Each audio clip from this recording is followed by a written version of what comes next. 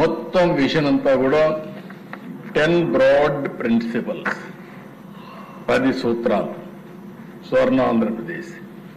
ఈ 10 సూత్రాలు కూడా మీరు ఒకసారి ఆలోచించుకుంటే దీని మీదనే ఈరోజు ఎకానమీ, సర్వీసెస్, భవిష్యత్ అంతా కూడా ఆధారపడుతుందనే ఉద్దేశంతో మేము ఈ 10 సూత్రాలు తీసుకున్నాం అధ్యక్ష. ఒకటి zero poverty, inclusive growth rate. దీన్ని చాలా స్పష్టంగా క్లారిటీ పెట్టుకొని ఏం చేయాలో కూడా నేను నెక్స్ట్ స్లైడ్లో మీకు చూపిస్తాను. రెండోది వచ్చి ఎంప్లాయ్మెంట్. ఎవరు మాట్లాడినా పేదల గురించి మాట్లాడాలి, పేదవాళ్ళతో అసోసియేట్ కావాలి, పేదరిక నిర్మూలన కోసం పనిచేయాలి, పేదవాళ్ళ పట్ల బాధ్యతతో మనం ప్రవర్తించాల్సిన అవసరం ఉంది.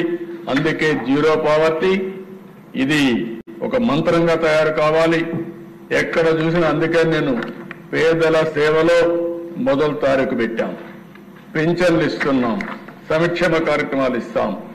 అంతేకాకుండా పేదరిక నిర్మూలన ఒక నిర్దిష్టమైన టైం బౌండ్ ప్రోగ్రాం పెట్టుకుని ఏం చేయాలనో, ఏ విధంగా చేయాలో అవి కూడా మనం ఆలోచిస్తున్నాం. రెండోది ఉద్యోగాలు. ప్రతి ఒక్కరి బాధ్యత మీ నియోజకవర్గంలో ప్రతి ఒక్కరికి ఉపాధి కల్పించడం, ఉద్యోగాలు ఇప్పించడం. ఆ ఉద్యోగాలు కూడా క్వాలిటీ ఉద్యోగాలు రావడం. అందుకే నేను నాలెడ్జ్ ఎకానమీ చెప్పాను, అవి కూడా వర్కౌట్ చేస్తాం. మూడవ దశ demographic management, population management, skilling, human resource development. ఎక్కడికక్కడ మానవ వనరుల అభివృద్ధి, ఎడ్యుకేషన్, హెల్త్, అదే మరి స్కిల్లింగ్, అప్ స్కిల్లింగ్, ఇవన్నీ కూడా కంటిన్యూస్ ప్రాసెస్ జరగాలి. అందుకే మూడో ప్రాధాన్యత ఇచ్చాం. నాలుగవ దశ వాటర్ సెక్యూరిటీ. ఏదైతే వాటర్ తాగడానికి, ఇండస్ట్రీకి, వ్యవసాయానికి అవసరం, దీనికోసం వాటర్ సెక్యూరిటీకి ఎక్కువ ప్రాధాన్యత ఇచ్చాం. దాని డీటెయిల్స్ కూడా చెప్తాను. Farmer, agritech. ఫార్మర్ అనే వ్యక్తి ఈరోజు మనకందరికీ తిండి పెట్టే పరిస్థితిలో ఉంటే అన్నదాత ఇబ్బందుల్లో ఉన్నాడు. అందుకే చాలా స్పష్టంగా ఆలోచించాం. వ్యవసాయ ఖర్చులు తగ్గాలి, వ్యవసాయం మీద ఆదాయం పెరగాలి, రైతు కూడా అందరి మరుగున గౌరవంగా జీవించే విధంగా వ్యవసాయాన్ని తయారు చేయాలని టెక్నాలజీ అనుసంధానం చేస్తున్నాం. అగ్రికల్చర్కు టెక్నాలజీ అనుసంధానం చేసి ఇంత మునుపు ఏదైతే శారీరకంగా కష్టపడ్డారో ఆ విధంగా కాకుండా వాళ్ళని టెక్నాలజీ సపోర్టుతో పూర్తిగా ఆదుకోవడానికి కార్యక్రమం ప్రారంభిస్తున్నామని చెప్పి కూడా నేను మీకు తెలియజేస్తున్నా. ఇంకో పక్కన దశ గ్లోబల్ బెస్ట్ లాజిస్టిక్స్. ఈరోజు మనం గుర్తుపెట్టుకోవాల్సిన అవసరం ఉంది.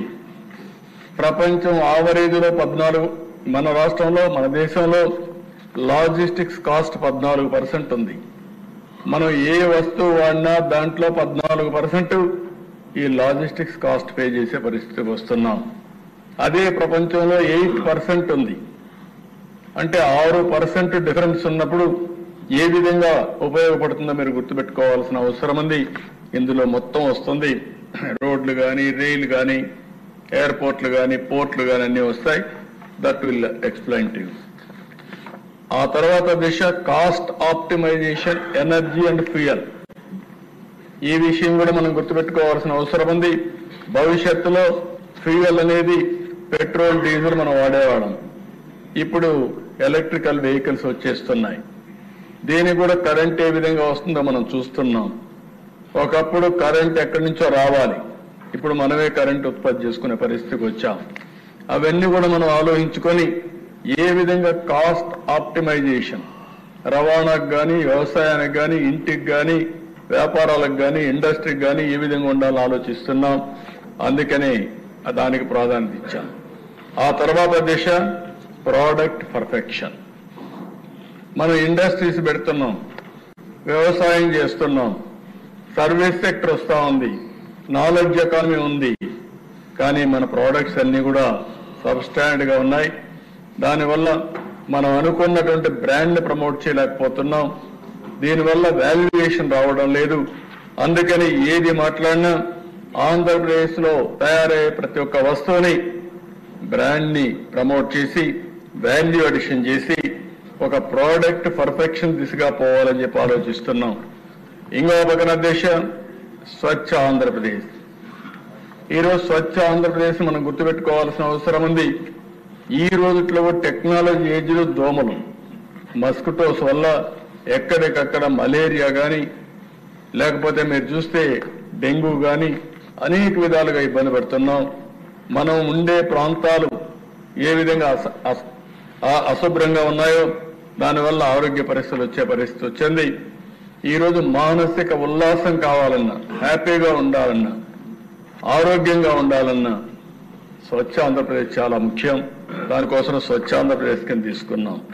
ఇది కాకుండా దేశ డీప్ టెక్ మనం గుర్తుపెట్టుకోవాల్సిన అవసరం ఉంది. చాలా మంది సెల్ ఫోన్లు వాడుతున్నారు. సెల్ ఫోన్ ఓన్లీ ఎస్ఎంఎస్లు పంపించడానికి, లేకుంటే మనం మాట్లాడుకోవడానికి వాడుతున్నాం. ఇంకొంతమంది ఫోటోలు, సెల్ఫీలు తీసుకుంటున్నారు. ఇంకొంతమంది ఉంటే ఇంకొక స్టెప్ ముందుకు పోయి ఏదో గ్రూప్ మీటింగ్ పెట్టుకొని ఆ కమ్యూనిటీ వాళ్ళు కానీ, ఫ్యామిలీ కానీ మనం మాట్లాడుకునే పరిస్థితికి వస్తున్నాం.